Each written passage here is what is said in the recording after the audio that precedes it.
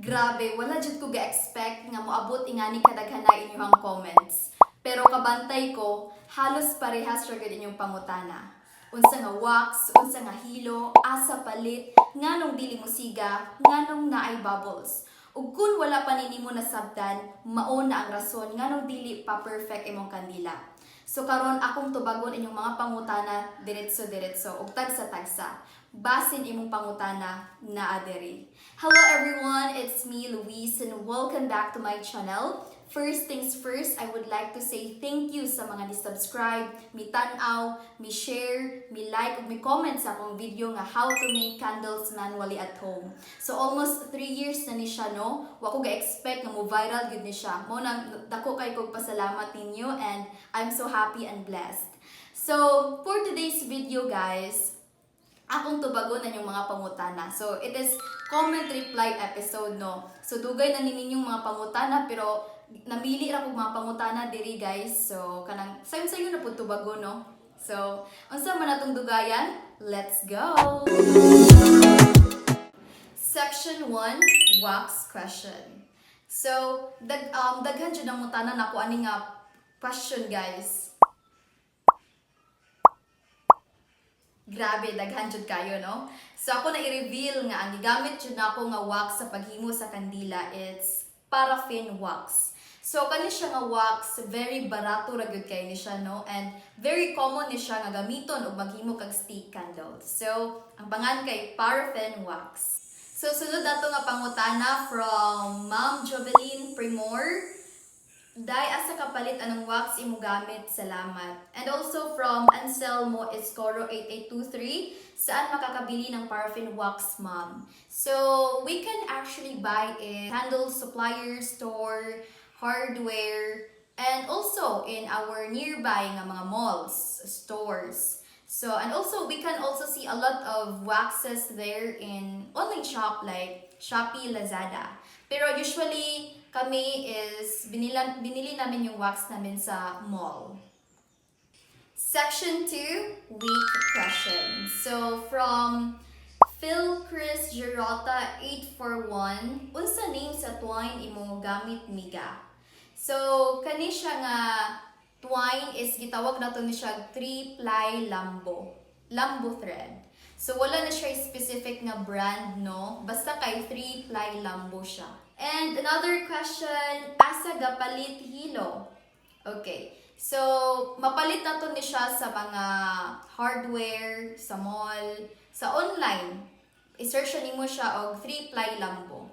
Next question from Sir Japros 786. How many inches is the thread? Og from Noy Gadia, unsay sukod sa imong lambo? And also from Lourdes Tatang 2921. Pilay gitason sa inyong hilo, ma'am.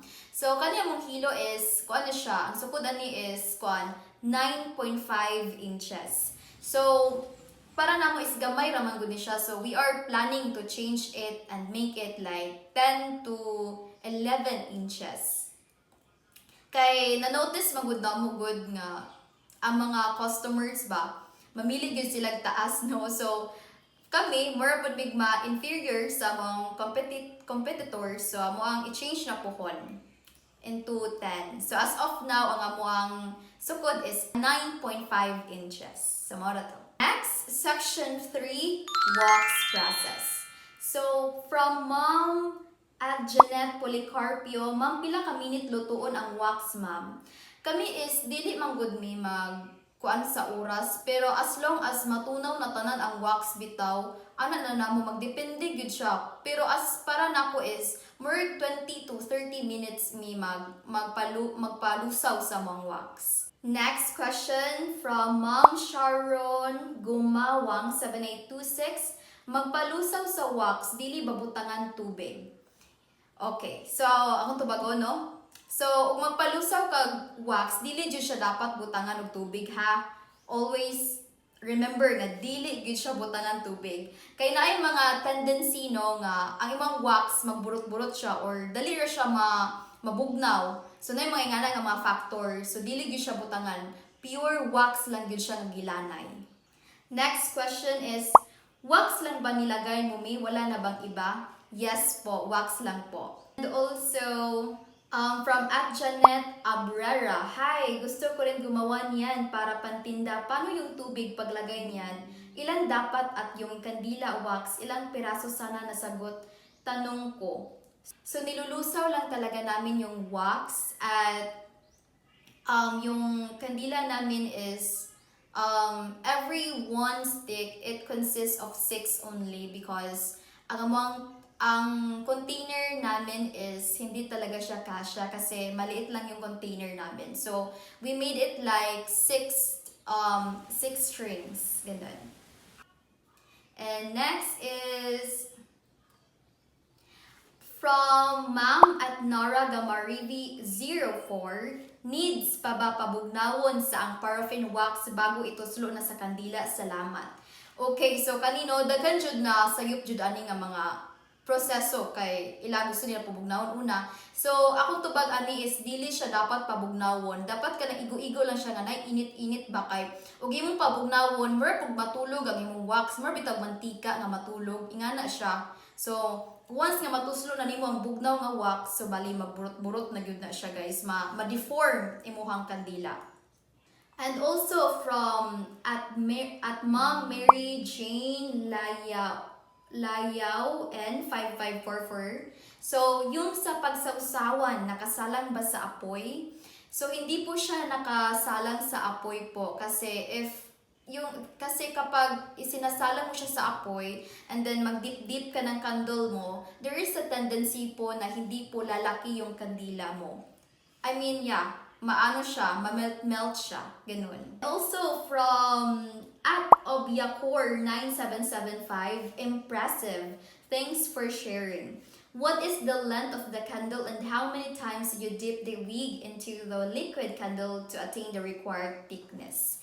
So the length of the candle, it's 9.5 inches and we didn't even count how many times we dip the candles in the container because we just actually estimated it if for us, if we think that candle it's already big now, so it's just all about estimation.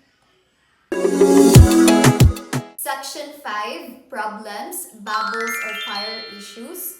And from Mom Christine Heronimo, hello po, ask ko lang sana kasi gumawa ako niyan, may bubbles. Ano kaya bakit kaya nangyari yon? Gusto ko sana smooth. Di ko alam kung sa temperature niya mali or sa hangin.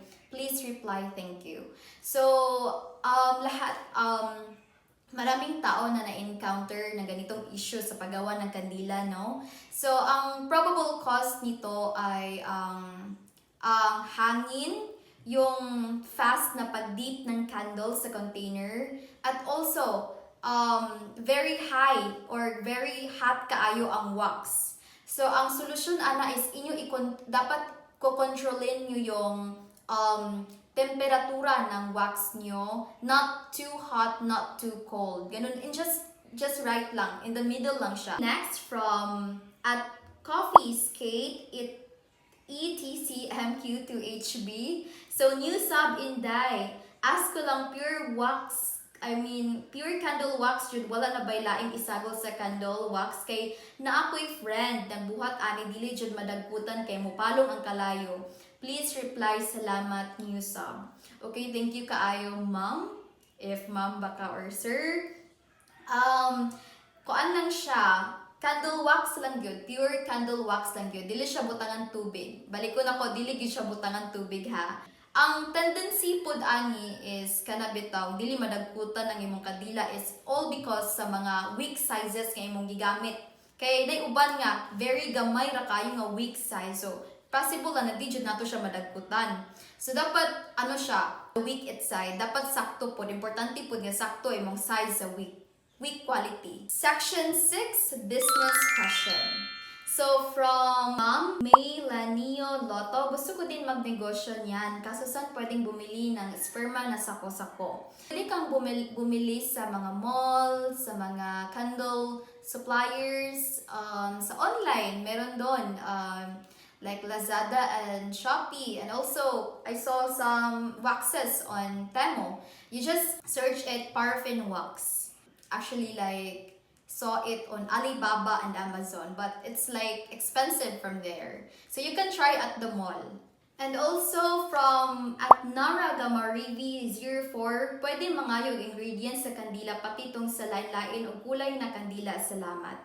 So you need actually wax. Importante ng wax, no? Need mo ng wax, 3-ply lambo nga thread, containers o katong stick nga kanang paano ba gamitin ng pangtuslo? More nang needed nimo. And mga colors sa candle. So, napoy ng utana, no? I think I found it somewhere sa akong video, but I did not actually had a screenshot on it. So, din ang utana nga, pwede ba daw nga mogamit og food coloring para sa kandila? Pero ang akong tubag ana dili gyud siya pwede kay dili siya compatible sa candle wax kay water based siya. So dapat imong gamiton nga color, it's for candle color pod siya. Next here from at RB Printing, HM bentahan niyo po sa ganyan kalaki. So dito po sa amin, nagde-display kami sa simbahan. So white namin at iba't ibang kulay, 10 pesos. Yung brown naman, it's like 5 pesos po. Depende po talaga yan sa lugar nyo. Kasi merong iba na 15, ganun. Depende din sa kalaki ng kandila mo. Next is, what is your total costing in your product? We'll wait for answer. Thanks for your video.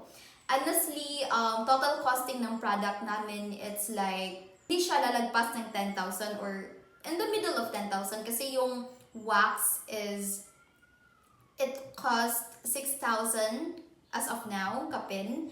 And the materials, the containers, the colors, and the thread, it's like more than like that. I think we can consider it ranges to 9 to 10 pesos.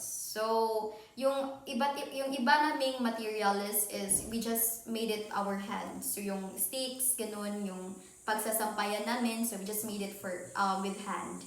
So, mauna ni tanan akong mga pangutana nga napilian, no? So, daghan kayong salamat sa inyong mga pangutana. So, I hope nga natubag rapod na ako yung mga pangutana, no? And also, please like, share, and subscribe sa akong channel para daghan pa mamakatunan. So, see you sa akong next video. Happy candle making!